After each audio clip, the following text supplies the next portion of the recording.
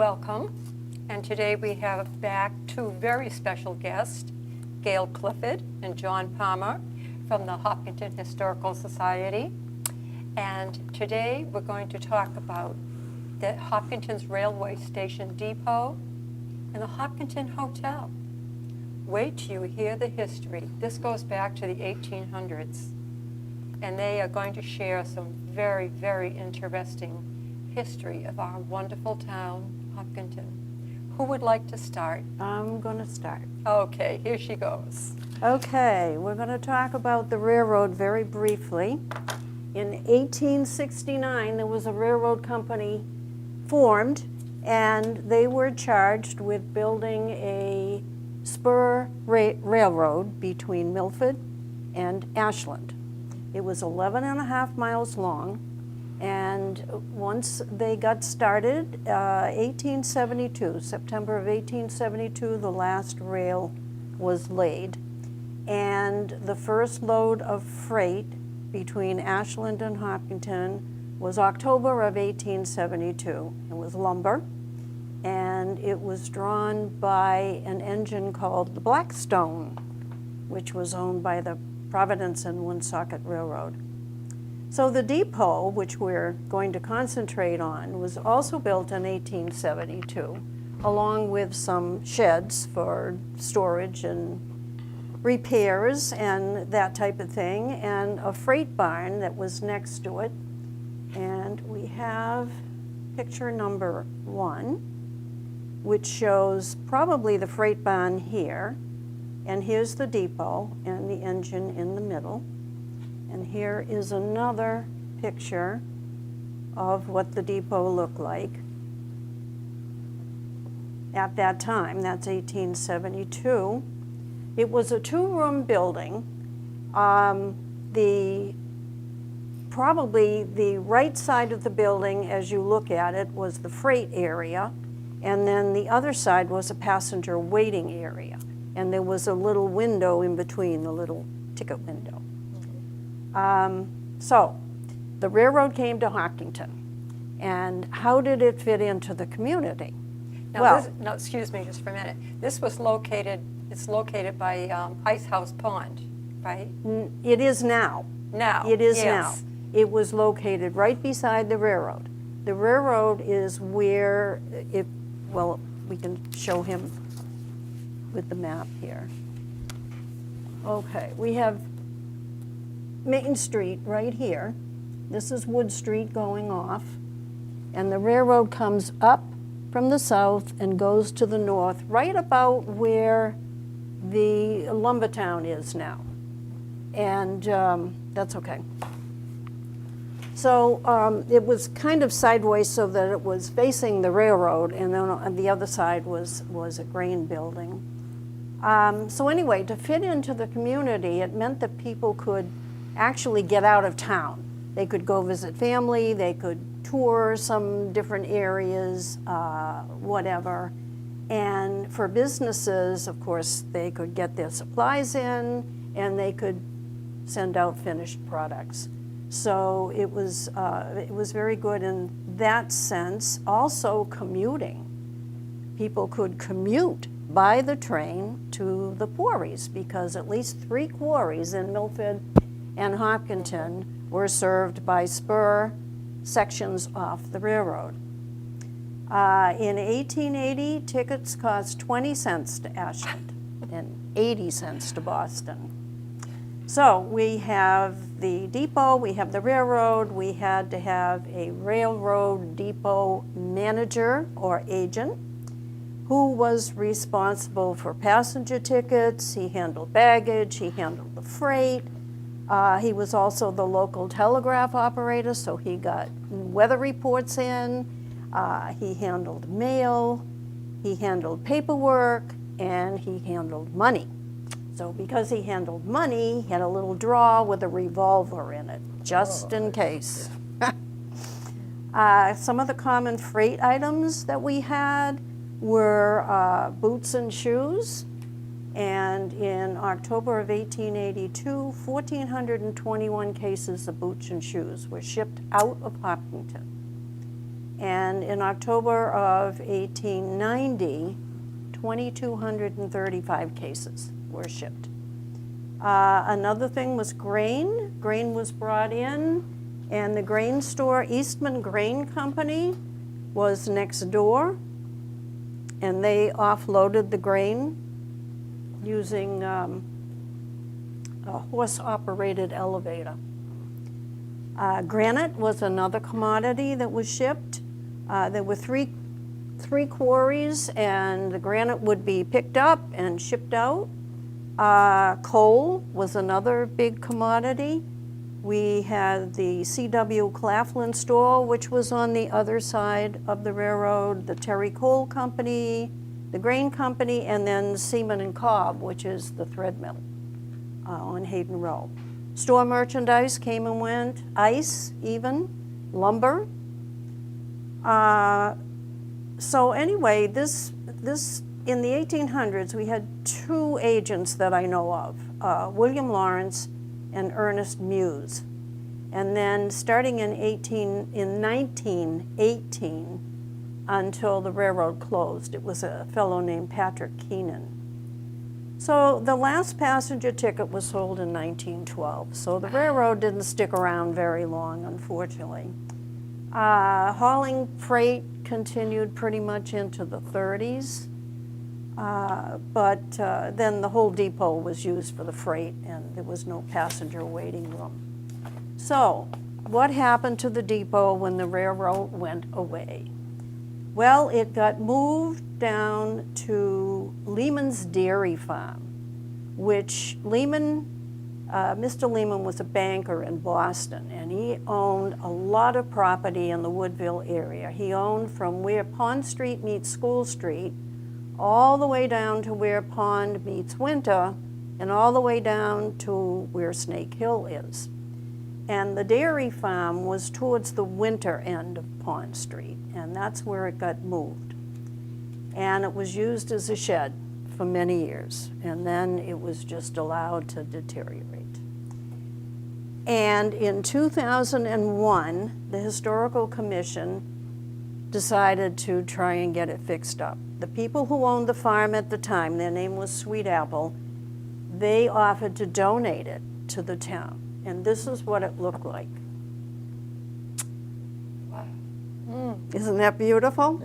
This is the front. This is the front. That's the front. And that's pretty much together. But the back of the building and this side over here were gone. The back of the building had just a partial wall left in it. There was no roof. There was hardly any roof. It was basically gone. So about 2002, the plans were made to refurbish it, and the Historical Commission in town was the one that was really spearheading this. They were able to move all the pieces to Western Nurseries because they could put it in a barn, keep it out of the weather, take stock, see what was going on. So it stayed there for a while, and then in 2005, it was moved to the Ice House Pond, where it sits now. And there was a young man named Chris Barry who took it on as an Eagle Scout project. And he was very instrumental in getting this thing done. He was the one that found a place for it. He was the one that did all the legwork, getting volunteers, getting CPC money. They used about $30,000 over the years of CPC money. And so we had a professional restoration group that got involved and gave their expertise for no money. They donated it. They had to go before the Conservation Commission and the Zoning Boards of Appeal, and that was all done around 2003. And the rest was all volunteer. The major carpenters were Ron Yankee and Ken Wisemental, and they did most of the work. Wonderful. They did most of the work. Materials and labor were donated by other local companies, but they did the work. So in the end, the building needed a new roof, a new floor, new windowsills, and 2 new walls. the ticket window and many of the other interior features were able to be restored, which was good. So this is what it looks like today as it sits down Oh, that at looks Ice familiar. House Pond. Yes, Yeah. yes. And in the back now are plaques describing the railroad, the depot, what was done there and how it was done and the moving, etc. And this picture here is a couple of the details. This is the ticket window, and this is a lamp which is in the ceiling of the passenger waiting area. Now, of course, they didn't have electricity at that time, so it was probably a oil burning, I would maybe, say. or gas, I would say. And I'm sure it's definitely electric now. So it's done. It's all done. Very good. And in 2008, we had a joint event with the Hopkinton Trails Club and the Hopkinton Historical Society. And what we did, the Trails Club had cleared the center trail, which was the old railroad bed, and it went from right across from Lumbertown on Main Street all the way down to the Loop Road at that time. It was not fixed up yet the way it is today. It was just a trail, but it was there. So in December of 2008, the Trails Club took a walk on the center trail. Then we all went down to the depot and had a little dedication ceremony. Wonderful. Down there. And here's a picture from that. Oh, familiar faces. And you can see the ticket window. See? Okay. And this is Ron Yankee right here. And he was one of the carpenters. Wonderful. Okay. And John, what would you like to say? What would Well- you like to add to this? Well, there is a little tie-in. My role is going to be talking about the Hopkinton Hotel, which I suspect not too many people are aware of. But there is a tie-in because the Hopkinton Hotel existed in Hopkinton for 165 years at the railroad location. So I want to show you just where it was. Its address was 112 Main Street, but I have three old maps. One is 1831, and the arrow shows the Hopkinton Hotel, and the legend is Hopkinton Hotel. At that time, there was only, I think, three roads in town, and the hotel was located on the main east-west road, the only east-west road we had, and basically it's the only one we have today. It's Main Street, but then it was called the Central Turnpike, and it was a turnpike because it was a toll road. Turnpike and toll road are synonymous, so it was a toll road.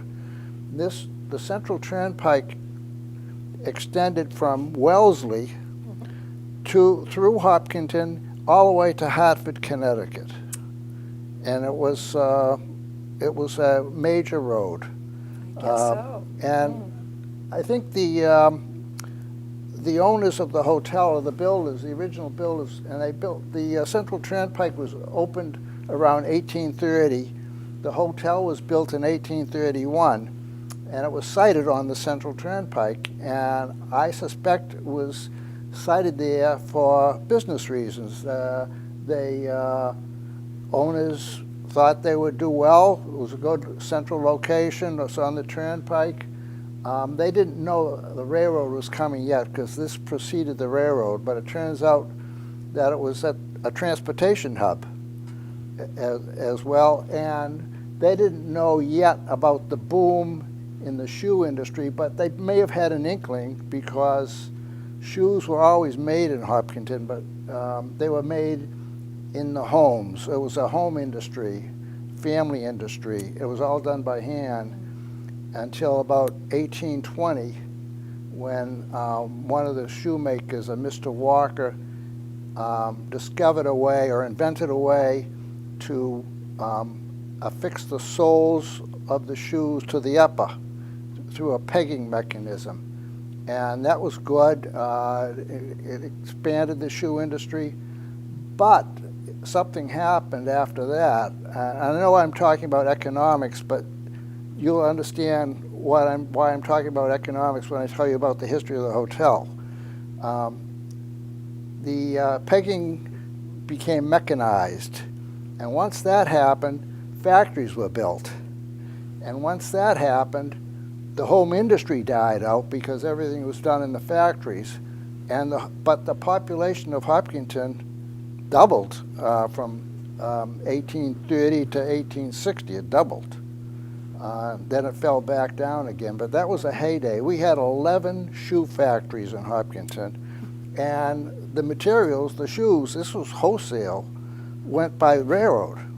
Isn't that something? So, I mean, this was all tied in. And you would have think that would be a gold mine for the Hopkinton Hotel? No. So the hotel started in 1830. It ran into immediate competition from another hotel in Hopkinton called the Highland House. And this is a picture of the Highland House. It's a beautiful building. It's right in the it was right in the center of town, right beside the present town hall. And that was built in 1831, 1832. And I think the Highland House got most of the business. I don't have a photo of the Hopkinton Hotel when it was first built, but I do have a good description of it, which I'm going to tell you about in a minute. But what we have here on the maps is in 1875 we have a map that shows the owner being it's a James Long, a Mr. Long. And this building, this L-shaped building, is the hotel. This is an adjacent building, and it was the livery stable. So in those days, the hotels provided livery, stable for horses and that type of thing. And that was the livery stable. And this map also shows, it's called Depot right here. That's the depot that Gail just spoke of. And then in 1889, which is the vintage of this map, the owner then was F.E. Loftman, and this is the hotel, and this is the adjacent building. So we have the shape of the hotel, the lot, and but we haven't a picture of it at that time. But anyways, so we start in 1831, and I don't know what happened between 1831 and 1841, but business must not have been good, because in 1841, the Hopkinton Hotel was taken over and operated by the Hopkinton High School Corporation. Really? That sounds like a town institution, the Hopkinton High School Corporation, but it wasn't. Okay. It was a private academy. In those days, public school didn't exist. It was private academies. And the private Hopkinton High School Academy first started business in Hopkinton at that location. It was a boarding school. And I have a report that in 1846, it had 80 students, 25% of which were boarders. And so it was a successful operation. In 1847, it left the hotel location and it went to its own new building that was constructed on Hayden Row. And that had a long history, the Hopkinton Academy, and it was a fixture in this town for a long time. But it started in the hotel, which is a most interesting fact. In 1847, between 1847 and 1862, the hotel was owned and operated by a Leonard Parkhurst. And I bring this up because Mr. Parkhurst, he died in 1862, and his will was probated, and in his will we have a very detailed explanation of the features of the hotel, which I'd like to just give you a little summary of what that was. And this talks about the configuration of the building. One second. The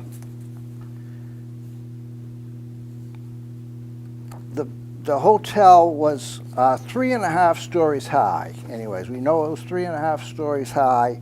It had 2 large rooms on the first floor. One was a dining room and one was a lounge area.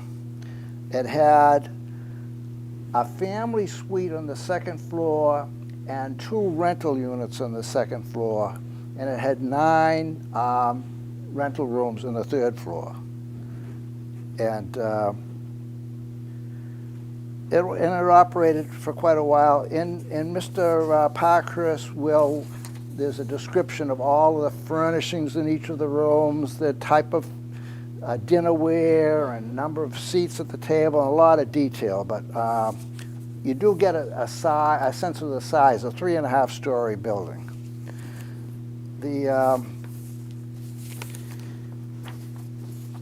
That goes to 1862. The next owner was Effie Loftman. We showed Effie was, this one was Effie here. The 1889 map shows Effie as the owner. She bought the hotel, and in 1866 she bought the hotel. 1 month into her ownership, a fire started. It was a bad fire. The fire started in the livery stable. It spread to the hotel.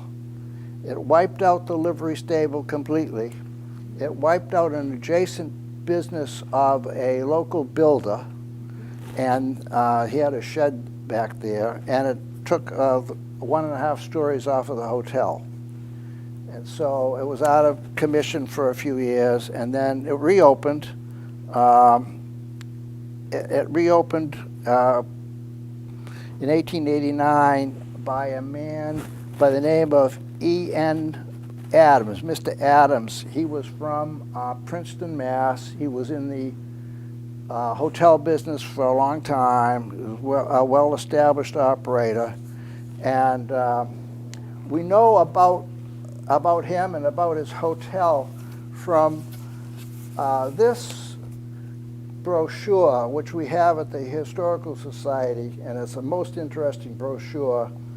It's a directory of the leading businessmen of Hopkinton in 1890. And we have a description from Mr. Parker, from Mr. Adams of his hotel, and I'd like to read you that. We have 3 minutes left. We have 3 minutes left. I'll read fast. Yes. If I can find it.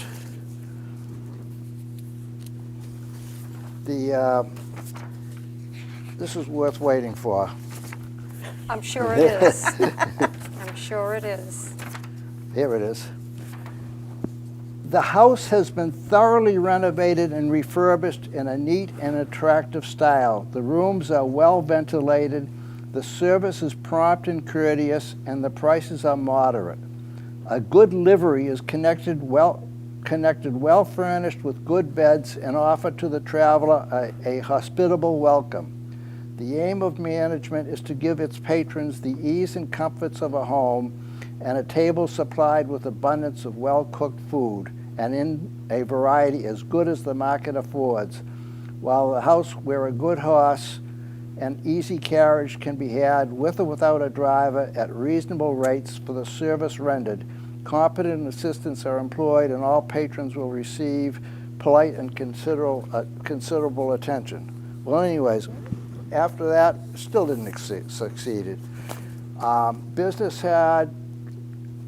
we had the downtrend. We had lost all of the shoe factories by fire or relocated elsewhere.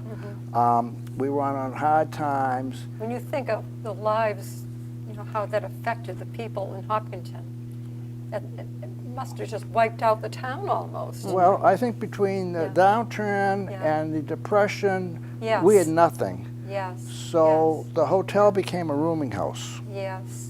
And it stayed as a rooming house until the 1960s, and it was eventually bought by the Archdiocese of Boston, and it became the Hospitality House. And it ran as the Hospitality House until 1995. Yes. You may remember the Hospitality yes. House. But I have a photo of the hotel. This is after the fire sometime.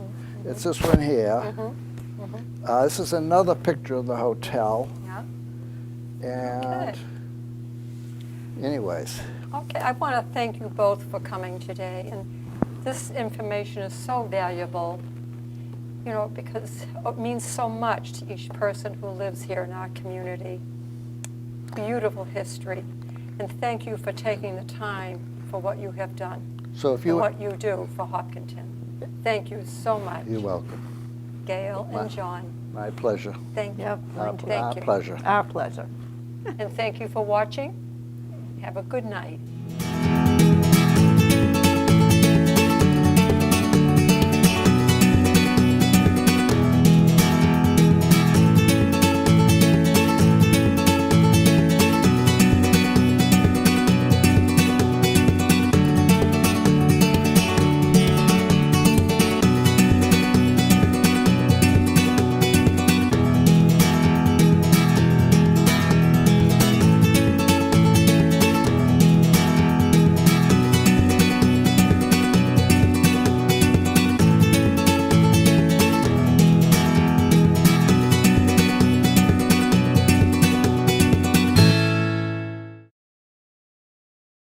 I'm heading out, man. You want to ride? No, I got my car, but I actually really need to go to the bathroom. Dude, are you okay? I am definitely buzzed. Yeah. I think I will take this and I will take that ride home.